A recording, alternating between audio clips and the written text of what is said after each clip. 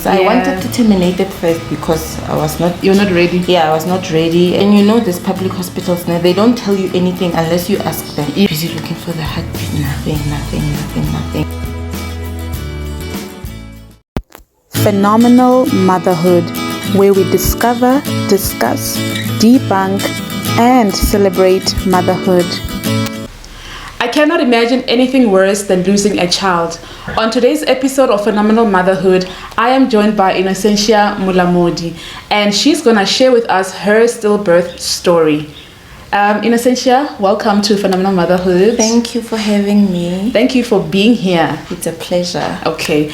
But before we get into the story, I just want to understand, your childhood, how you grew up, and how was the family dynamics? My name is Innocentia Molamodi, as she has said. I grew up in Atteridgeville, born and bred there. I was raised by my mom and dad. I'm the third of 4 siblings, 3 girls and 1 boy. Okay. I grew up in a loving family home.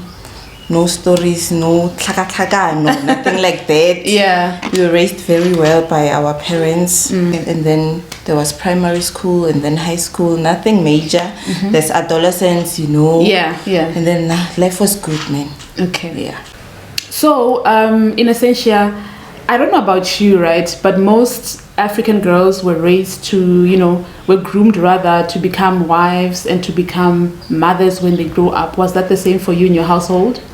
I'd say a little bit, because as we grow up, they teach us how to cook. I thought maybe they were teaching us for the future, for our husbands. Yeah. But we didn't really talk much about those kind of stuff with my parents, like boys, sex, stuff like that. No, we didn't talk about that. But was it something that you were looking forward to being a mother, to being a wife?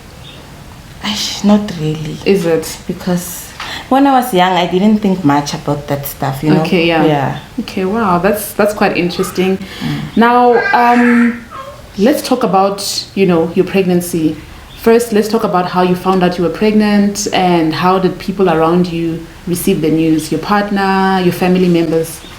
How I found out, I got a pregnancy test. Okay. Like everyone? Like everyone, So the thing was, I was on my contraceptives at the time. So I don't know what happened, but a miracle happened. I got pregnant. I saw the signs, like my breasts were painful, that kind of stuff. Yeah. And then I bought a pregnancy test, and then it said it was positive. Then I went to the clinic. Yeah. When I got there, it was, how many weeks? I can't remember. Maybe 7. Okay. Yeah. Then I told my mom first. Yeah. Because where she works is the clinic that I went to. Oh, okay. So makes sense. Yeah. After that, I told my friends, closest friends. Then my boyfriend, the last one to find out. Okay. And how did you feel finding out that you were pregnant, especially because you were on contraceptives? I'd say I had mixed emotions. I wanted to terminate it first because I was not... You're not ready? Yeah, I was not ready. I didn't want children at the time. Maybe because I don't know why. Then, but as time went by, I cried when I found out. I told one of my friends that, hey, I think I should terminate. And she said, no, it's still fine. Whatever you decide, it's up to you. Yeah. But in the end, I decided, no, let me keep the baby. It's fine. We'll figure it out together. Okay. And how was your pregnancy journey? Like some people have complications and they get sick throughout the pregnancy. You know what, let me tell you. Yeah. The cravings were not there. I was like, no, these people who say they are pregnant and they're craving mango and honey at the same time, avocado and sand. No, I was not that person. I was not that person. I was normal. Yeah. No craving. I was normal, like myself. Yeah, wow. Yeah, Did you have any illnesses throughout? No. Morning sickness? No, nothing. Wow. That's a very nice pregnancy, right? Okay, now I want us to talk about, now you ended up at the hospital, right? I want us to talk about how you ended up at the hospital. Was it because you were due for delivery or something happened that led you to the hospital? It was my 38 or 39 weeks routine checkup, ne? Okay. So I got up in the morning. It was raining. I got dressed. I went to the clinic where my mom works. And then I got there. You know where your family is at. You get in quickly. You pass everyone at the queue. So no queue. I got in there very fast. Yeah. As I was waiting there, they called me. I got in. And when I was in, the sister, it was a student sister, I remember. They were busy doing the, you start at the, I don't know, the private clinics, ne? In the public ones, you start where they do the vital signs, and then later you go to the consultation room. Yes. Ne? To see the sister. Okay. I did that, the high blood, and these public hospitals now, they don't tell you anything unless you ask them. Yeah. And if you get the right person, she's going to answer you nicely. True. But then I didn't ask because I'm scared of being shouted at, Yeah. Those people. And you know how they shouted. So they took my file and then I proceeded to the consultation room. When I got there, the student said you must, the stuff they do there. Yeah. She was busy trying to find the heartbeat, ne? They put the gel. Oh, okay. I don't know, but it was a gel. And they put that machine on you. For the heartbeat. Okay. And then they were busy trying to locate the heartbeat.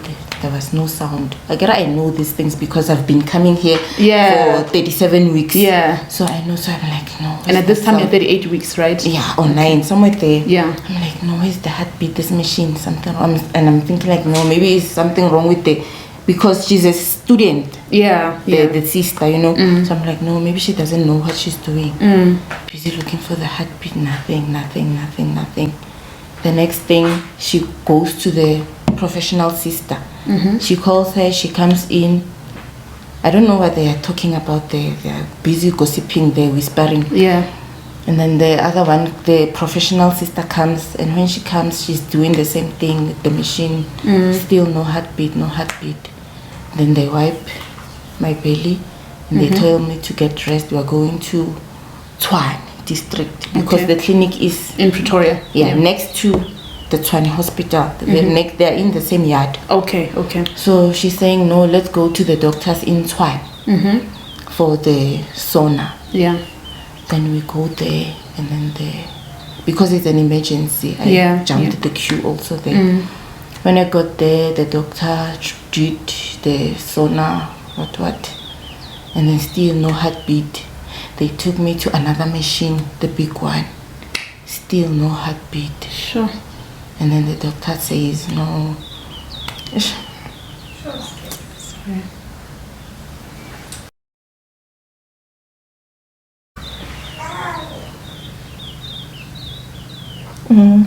Sorry. And I hear the doctor saying sorry, but the baby is no more because there's no heartbeat. Sure. Then that was it. I went back to the clinic and then they called my mom and they told her what was happening. Apparently my high blood was skyrocket high, and then they called an ambulance. The Tshwane district is next door to Steve Biko. So the ambulance from Steve Biko came. They gave me high blood medication to suppress it. And then I went to the hospital. And at the hospital, they did the same things they did at Tshwane. Okay. The sauna and stuff. Apparently, the doctor there said there's no amniotic fluid. I don't know how it got out, but it was not there. And your water hadn't broken? No. But it makes sense because at home that week I was peeing a lot. So I figured maybe that's the stuff. It was coming out, but I didn't feel anything, nothing. And before you got to the hospital, were you feeling the baby move? The baby moved, but the doctor said, I asked the doctor, why was the baby moving? Then he said, no, it's just the water, nothing. Sure. Wow. And when you got to Steve Biko, did they sit down with you properly and explain to you what is happening? Not really. They just said, they figured because at the clinic explained everything. Yeah. Then I understand. So, but they just said they must induce me to labor. Okay. I got there on the 22nd of March, and then they gave me injections for labor inducement, and then for high blood also, just to keep it at the maintain the high blood. And then after that, they wanted to induce labor. They did that, the drips and stuff, many things, and then labor came the following day, the 23rd of March. And then I delivered the baby. Wow. And that was it. So you delivered the baby. Did you push out the baby? Yeah. So they how long did the inducement take to kick in? I'd say less than 24 hours, maybe 15, or because it was the whole of the 22nd, let's say around about 1 until the following day at night. Sure. So throughout that time, you were having normal contractions, normal labor pains. Yeah. Sure. And how were you like your mind state at the time? Were you still hoping that maybe your child something would happen? I was hoping maybe a miracle would happen. I prayed to God, saying, God, you are a miracle worker, stuff like that. But sure. And when you delivered the baby,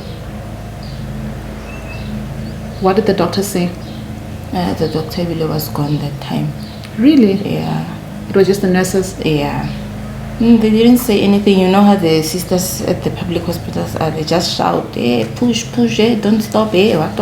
Yeah. So the baby came, and then they showed me the baby. They asked, do you want to see the baby? Yeah. And then they show you, and then... Did you hold the baby? No, I didn't want to. Is it? Sure.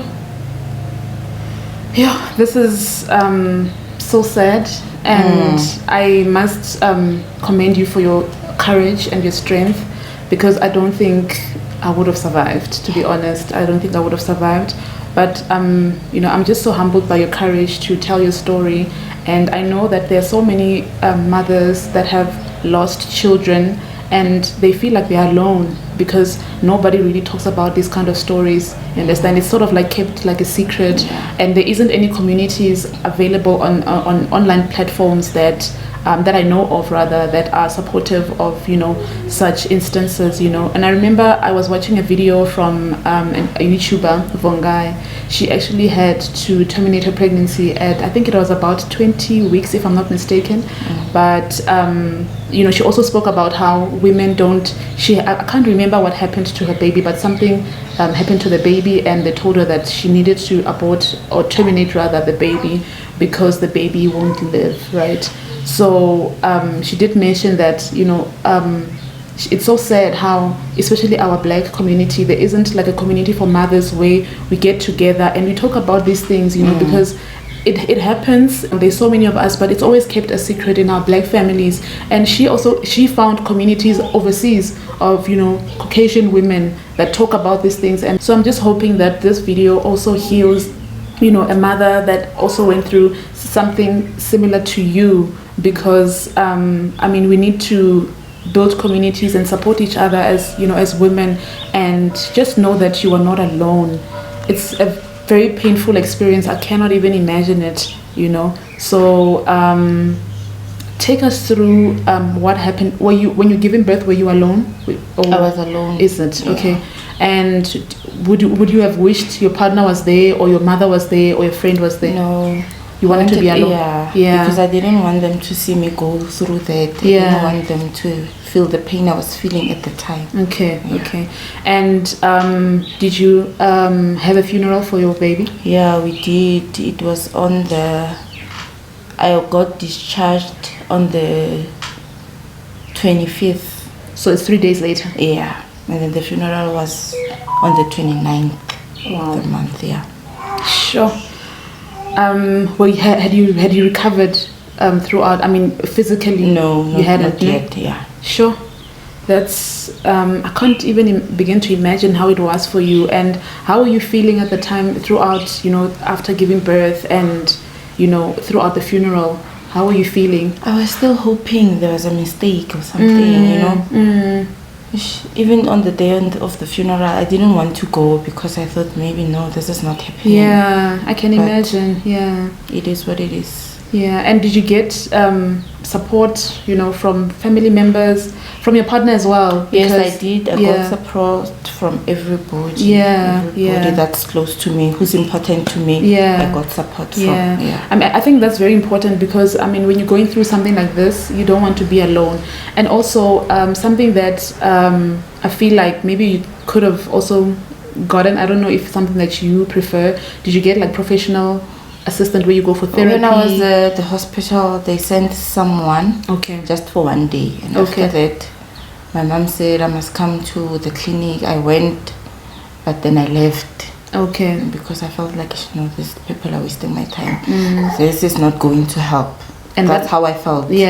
So the one day therapy from the hospital didn't help at all? I don't think it did. Is it?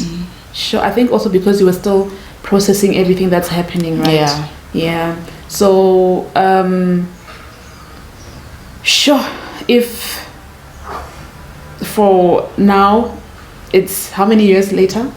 3 years later. And how are you feeling right now about it? You know, as you saw just now, it's on and off, you know. Sometimes you feel like dying, sometimes it's a brand new day. It's like that. Is it? I don't think you get to heal. And I can just think, do you talk about it like with family and friends? Do they? Not really. Is it? Sure. This is a very tough one. I can't even imagine because, I mean, when you're pregnant, the one thing you're looking forward to is to hold your baby for the first time, and not being able to hold your baby is very painful. And this also reminds me of someone very close to me, and this happens when it happened when I was young. I was still in varsity at the time. So she was pregnant, and they were trying for the third time, right? So the twice when they tried, it didn't happen. So the third time when they tried, at least she got over 7 months, because before it was 2 months and then she'd have a miscarriage, 3 months and she'd have a miscarriage. So the third time when they tried, she got to, I think it was 7 or 8 months, and then she went to the hospital and they told her that the baby had passed away inside of her. So they had to operate her. And I still remember when because we were so happy and praying, you know, for the baby, and I still remember when she sent me a picture of, because I didn't know, I was at home at the time and she was this side, so she sent me a picture of the baby. I remember like the moment I saw that picture, I just dropped down and cried because it was just so painful. It was just so painful. And with her, so this is like, I think it is like 9 years later, if I'm not mistaken. So every year she actually celebrates her daughter's birthday. Is this something that you do as well? Yeah, I do. Instead of celebrating mine, because it's the same month. Oh, is it? Yeah. Okay. So you celebrate her birthday? His sorry, his birthday. There's a boy. Okay. So do you like visit the graveyard? I do. Regularly. So yeah. Okay. And do you have children now? No, I don't. And are you planning to have children? Not now. You think, is it because you haven't healed from what happened? I don't know. Is it? I'm not sure. Would you ever consider maybe therapy? Not really. Is it? Yeah. Okay. Sure. Wow, guys, I don't know what you guys think about this, but for me it is so heartbreaking, and I wish more than anything, Innocentia, that I know you'll never forget about it. You'll never, you know, the journey of grief and loss is one day at a time, right? And I won't say time heals, because you did mention that sometimes you wake up and you feel like dying because of what happened. But I really pray and hope that you find comfort, the Lord comforts you, and you heal.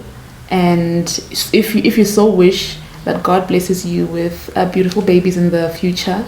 And also, I just wanted to ask, right, now after everything that happened, do you, with your partner, does he ever bring up that he wants children, or not really? He doesn't. No. So he understands like what you went through, and he's patient. I think so. Is it? Yeah. No, that's very good. Okay, so I want the last question I have for you. Now, Okay. do you, let's say, for example, there's a mother watching right now, and she's went through the same experience as you. What kind of advice would you give her now? I'd say you're a mother still. Mm-hmm. Don't ever forget that. Yeah. And take your time. Yeah. Wow. That is profound. Take your time. You are a mother. You're a mother to an angel, right? Yeah, so you're a mother. Take your time to heal. Take it one day at a time, okay? Don't be too hard on yourself. And talk about it. You know, I feel like talking about it also helps, right? Mm. Yeah. It doesn't take it away, but it does help you to, you know, sort of like deal with it. But thank you so much, Innocentia, for having the courage to share your story. And I do hope that it touches someone that is watching, and you know that you're not alone. And yeah. Before we end this video, right? So every time I have a guest, we always play a game at the end, right? Yeah. So today we have our executive producer. So she prepared some questions for us. So we're going to play Never Have I Ever. Do you want to show your face, Portia? Oh, hi. No, come this side. So we have Portia that has and her cute little baby. She's here. She's prepared some questions for us, and we are going to play Never Have I Ever. Are you ready? Yes, I'm really nervous because usually I'm the one that comes up with the questions. So now it's like we don't know. We have no clue what's inside this bowl. Okay. So Innocentia, are you ready? I am. Okay, guys. Innocentia and myself are ready to play the game. And Innocentia, do you want to go first? No. Okay. Okay, I'll go first. All right. The first one is never have I ever gotten plastic surgery. Never. I'm not judging anybody that has gotten it, but no, I've never. I haven't reached that stage. Never have I ever ate dinner at 4 p.m. Never. I have. Is it? Never. You are 4 p.m. dinner. Ooh, I'll get so hungry around 8 o'clock. No, I've never. And did you get hungry after? Yeah, I do. You do. You are 4 p.m. Never. But you must go to sleep early. The thing is with me also, like, I can't sleep early, to be honest. Okay, I'm such a night owl. Okay, the next one is never have I never have I ever peed on my pants while laughing. Never. Oh my goodness, I have. And this is when I was pregnant. Yo, guys, pregnancy is not easy. It's tough. You also have, I have. Okay, your turn. Never have I ever went to work wearing mismatched shoes. Oh, what? Never. Never. I make sure, okay, when I go to work, never. Okay, my turn. Well, can you laugh after reading the question at least, so that we laugh together? Never have I ever thought of having plastic surgery. Never. Guys, if you have thought about it, please comment down below and let us know, right? And which plastic surgery. For me, I think I've thought about tummy tuck, but I'm just like, nah, girl, eat healthy and go to gym. Next one. Never have I ever lied about my age. Never. Let me think. Have I? I'm not ashamed of my age. I don't think I have. Never. Never. I haven't. But I think when I met my husband, when he asked me how old I am, I think I lied to him. I can't remember, but I think I lied to him. And not because I'm ashamed of my age, but yeah, it is what it is. Okay, next. Alright. Never have I ever accidentally sent a text to a wrong person. I have. I have, you guys, and I'm so ashamed. I'm so ashamed of this. I've sent Hey, an embarrassing one. yeah, I was just know that I sent a wrong text to the church group. Okay, and to be honest, at that time we didn't have the delete for all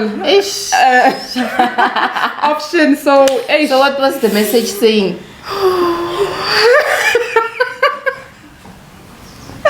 I don't think I want to think about it right now.